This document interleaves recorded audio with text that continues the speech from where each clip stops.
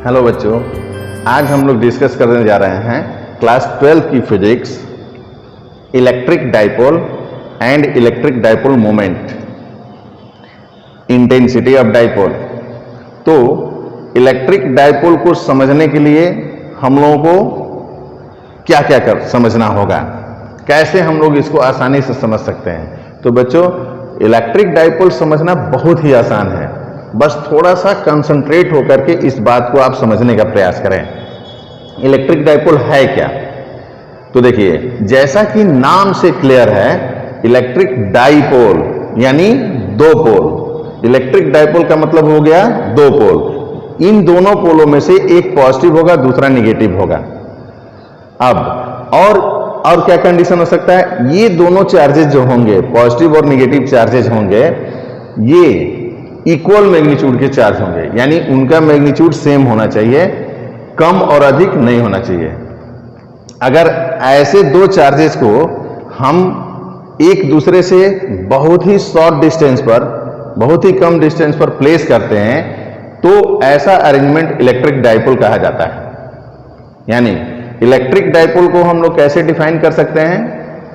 Electric dipole को define करने के लिए हम लोग क्या क्या बोल सकते हैं? तो देखिए, कैसे इसको डिफाइन कर सकते हैं।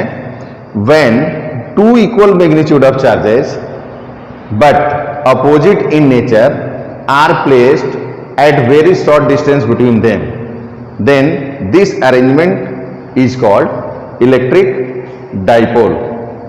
तो आप देख सकते हैं हम लोग किस तरीके से इलेक्ट्रिक डाइपोल को हम लोग डिफाइन किए हैं। When two equal magnitude of charges but opposite in nature are placed at very short distance between them. तो ये आपका इलेक्ट्रिक डाइपोल का अरेंजमेंट है। इसमें दो चार्जेस हैं, एक निगेटिव चार्ज है और दूसरा पॉजिटिव चार्ज। ये दो बॉडी है जिस पर निगेटिव चार्ज है और पॉजिटिव चार्ज है, और दोनों बॉडी पर इक्वल मैग्नीट्यूड ऑफ निगेटिव और पॉजिटिव चार्जेस हैं। इन दोनों चार्जेस को, यानी इन दोनों बॉडी को हम लोग बहुत ही कम डिस्टेंस पर प्लेस किए हैं, और जितना डिस्टेंस पर हम लोग प्लेस किए हैं इसको हम लोग शॉर्ट डिस्टेंस मान लेते हैं। देखने में तो ये बहुत ज्यादा डिस्टेंस लग रहा है, लेकिन हम लोग इसको सपोज करके चलते हैं कि ये दोनों चार्ज है बहुत ही कम डिस्टेंस पर है। दोनों चार्जेस को मिलाने वाली ये जो लाइन है, इसको जो लाइन ज्वाइन कर रही है, इसको हम लोग एक्सिस ऑफ डाइपोल कहते हैं। और एक्सिस ऑफ डाइपोल हो गया, और ये डाइपोल का सेंटर हो गया। सेंटर से हमने ये डिस्टेंस ले लिया L, और इधर भी पॉजिटिव की तरफ ले लिया डिस्टेंस L, यानी दोनों डाइपोल के बीच का डिस्टेंस हम लोग 12 ले लिए हैं, यानी 12 बहुत शॉर्ट डिस्टेंस है। अब एक कंडीशन हो गया क्या, कि इफ 2L टेंस टू 0 है and Q negative Q positive, ये पॉइंट चार्जेस हैं, तो इस कंडीशन में हम इस अरेंजमेंट को आइडियल डाइपोल कह सकते हैं। फिर से एक बार सुनिए, अगर दोनों चार्जेस के बीच का डिस्टेंस 0 ना हो बट 0 के करीब हो, डेट इज 12 टेंस टू 0, और ये दोनों चार्जेस यूनिट चार्जेस हों, यानी दोनों चार्जेस का मैग्नीट्यूड बहुत कम हो, तो इस केस में हम लोग इसको आइडियल डाइपोल कह सकते हैं। तो इस तरीके से हम लोग आइडियल डाइपोल को डिफाइन करते हैं और समझते हैं। आइडियल डाइपोल के लिए एक सिंपल सा एग्जांपल है, जब हम लोग केमिस्ट्री पढ़ते हैं तो उसमें HCl मॉलिक्यूल्स है, CH3COOH मॉलिक्यूल्स है, H2O मॉलिक्यूल्स है, ये सब natural example of electric dipole हैं, यानी कि इसको हम लोग इलेक्ट्रिक डाइपोल कह सकते हैं। तो अब आइए देखते हैं इलेक्ट्रिक डाइपोल के बाद इलेक्ट्रिक डाइपोल मोमेंट क्या होता है। तो डाइपोल मोमेंट क्या होता है? डाइपोल मोमेंट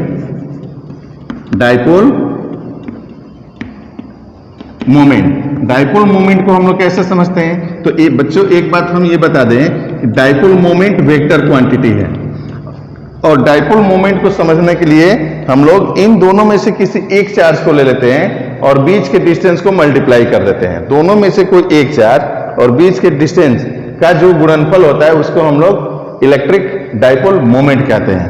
यानी इलेक्ट्रिक डाइपोल मोमेंट को हम लोग ऐसे कह सकते हैं कि P is equal to Q into 2L, that is P is equal to 2QL।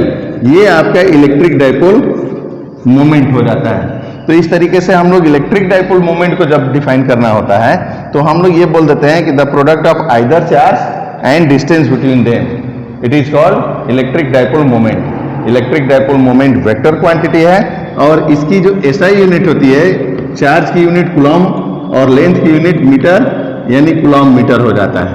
और इसका डायमेंशन लेते हैं तो चार्ज का डायमेंशन AT और एल का डायमेंशन एल हो जाता है, जैसा कि हम लोग जानते हैं क्लास 11th में पढ़े हैं।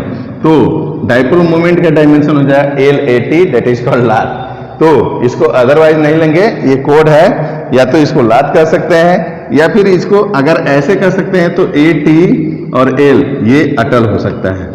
ठीक है, तो इस तरीके से हम लोग इलेक्ट्रिक डाइपोल और इलेक्ट्रिक डाइपोल मोमेंट को समझते हैं। ओके, अब हम लोग समझते हैं basic properties of electric dipole क्या होती है।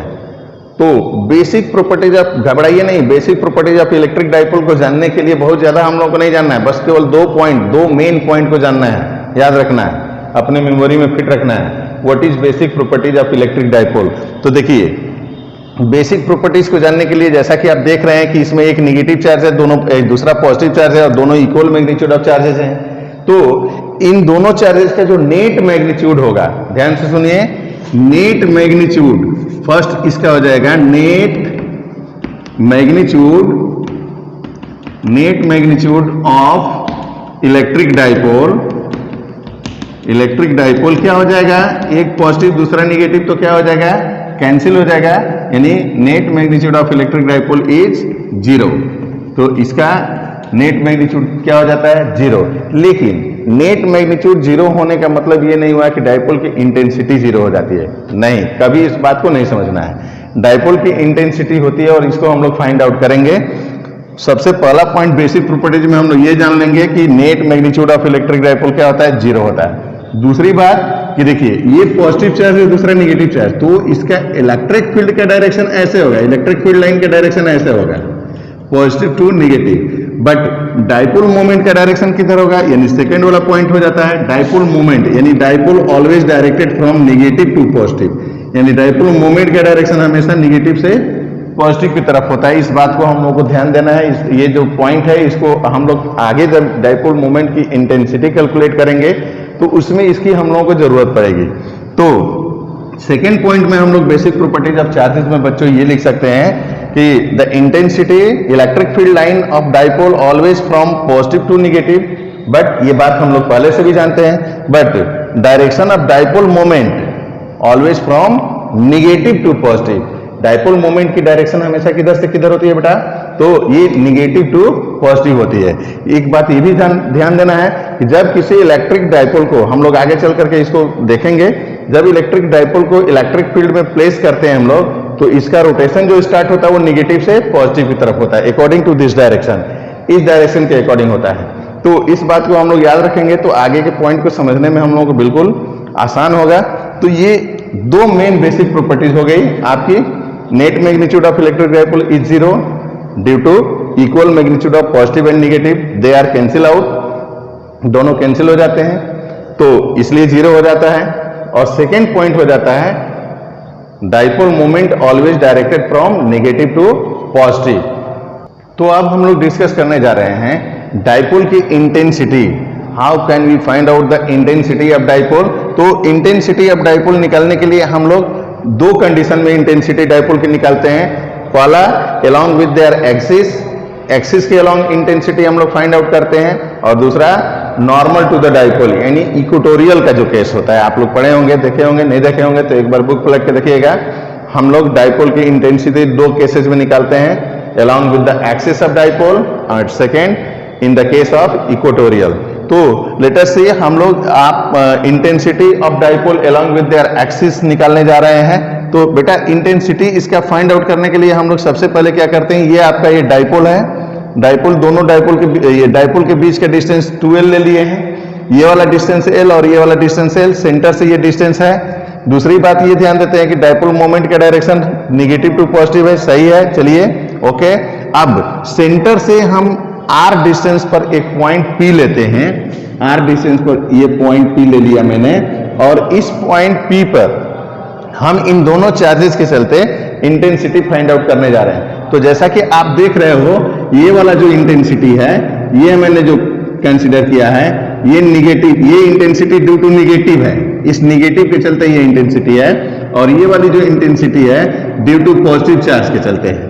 यानी ये निगेटिव की इंटेंसिटी और ये पॉजिटिव की इंटेंसिटी, और इन दोनों निगेटिव पॉजिटिव की जो नेट इंटेंसिटी है वो हम पॉइंट P पर फाइंड आउट करने जा रहे हैं। तो जैसा कि हम लोगों का फार्मूला है क्या है, E equal to 1/4 pi epsilon naught into Q by R square होता है। तो अब इस आर स्क्वायर को समझना है कि ये आर स्क्वायर हम लोग लेंगे तो यहां से ये डिस्टेंस, और प्लस अगर Q निगेटिव का लेंगे तो R प्लस L कर लेंगे, और इसके लिए जाएंगे तो R माइनस L कर लेंगे। यानी Q पॉजिटिव और Q निगेटिव की intensity according to this relation हम लोग कैसे निकालते हैं, तो देखिए intensity due to Q negative, first case में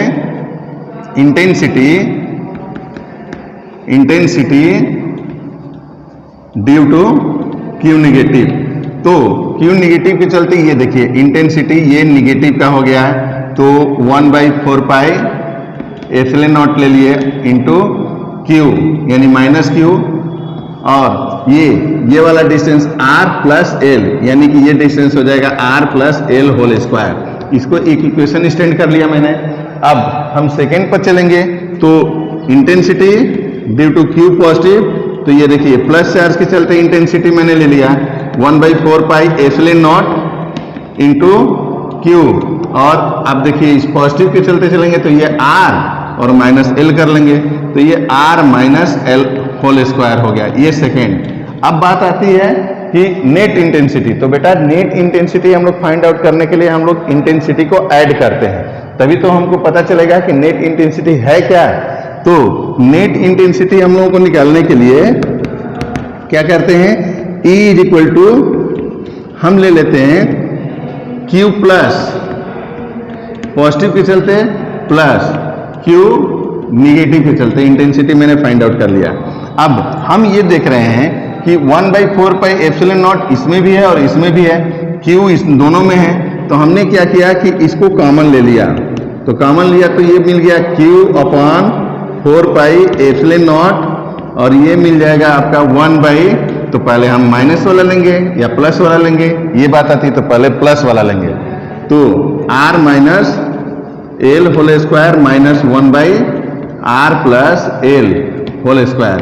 तो इस तरीके से हम लोग क्या करते हैं, अब इसका एलसीएम ले लेते हैं, तो इसको एलसीएम लेंगे तो Q upon 4 pi epsilon naught, and इसको हम लोग करेंगे कैलकुलेट, तो ये R square minus L square whole square होगा। तो जैसा कि आप देख रहे हैं कि ये R minus L R plus L है, तो इसको A plus B A minus B यानी A square minus B square whole square कर ले लिए, तो ये R square minus L square whole square हो गया। अब ये बचेगा आपका R plus L whole square minus R minus L whole square. अब इसका ये स्टेप हो गया। अब इसको हम लोग कैलकुलेट करेंगे, तो देखिए कैसे हम लोग कैलकुलेट करते हैं, आइए देखते हैं यहाँ, क्योंकि हम जानते हैं नीचे आपको अब यहाँ दिखाई नहीं दे रहा होगा, तो फिर यहाँ हम कैलकुलेट करके आपको बता दे रहे हैं। तो net intensity E is equal to क्या मिल जाएगी हम लोगों की, Q by 4 pi epsilon naught, और इसको हम लोग कैलकुलेट करेंगे तो A square plus B square plus 2AB 2RL minus, अब ये R स्क्वायर A स्क्वायर, फिर हम लोग क्या लेंगे माइनस B स्क्वायर, फिर माइनस 2 प्लस 2RL, इस तरीके से हो जाएगा, और यहां हो जाएगा आपका फिर R square minus L square whole square.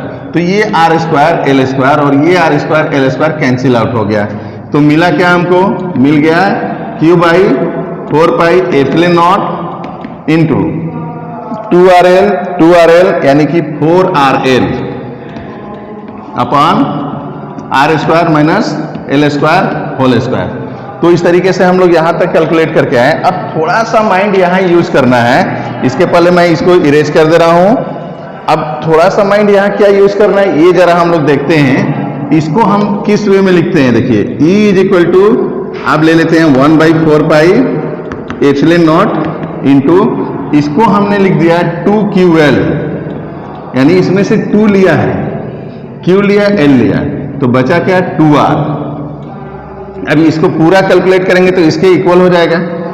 अब ये R square minus L square whole square हुआ। तो हम लोग जानते हैं डाइपोल मोमेंट से 2QL is equal to P, यहाँ एक रिलेशन होता है P is equal to 2QL, तो 2QL मिला है हमको। तो E axial is equal to 1/4 pi epsilon naught into 2P into 2R upon R square minus L square whole square. तो बच्चों अब यहां पर एक कंडीशन लेंगे, जैसा कि डेफिनेशन में हमने डिस्कस किया था कि 2 equal magnitude of charge are place at very short distance. तो ये वाला शॉर्ट डिस्टेंस है, बहुत ही छोटा डिस्टेंस है, और इस डिस्टेंस के कंपैरिजन में ये r बहुत ही बड़ा डिस्टेंस है। यानी हम यहां लिख सकते हैं कि r is very very greater than l, therefore l is equal to approx to 0। तो जब l को 0 कर देंगे तो हमें क्या मिलेगा? l को 0 कर देने से क्या मिलेगा बच्चों? तो देखिए जब l 0 हो जाएगा तो क्या मिल जाएगा? तो ये मिल जाएगा 1/4 pi epsilon naught into 2P into 2R upon l तो 0 हो गया, तो r टू द पावर 4 मिला।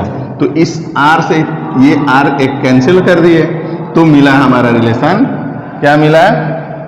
ये सॉरी यहां पर देखिए ये 2 नहीं होगा, 2QL इज इक्वल टू केवल P होगा। तो यहां पर P मिलेगा, तो यहां पर मिल जाएगा आपका E axial is equal to 1/4 pi epsilon naught into 2P upon RQ।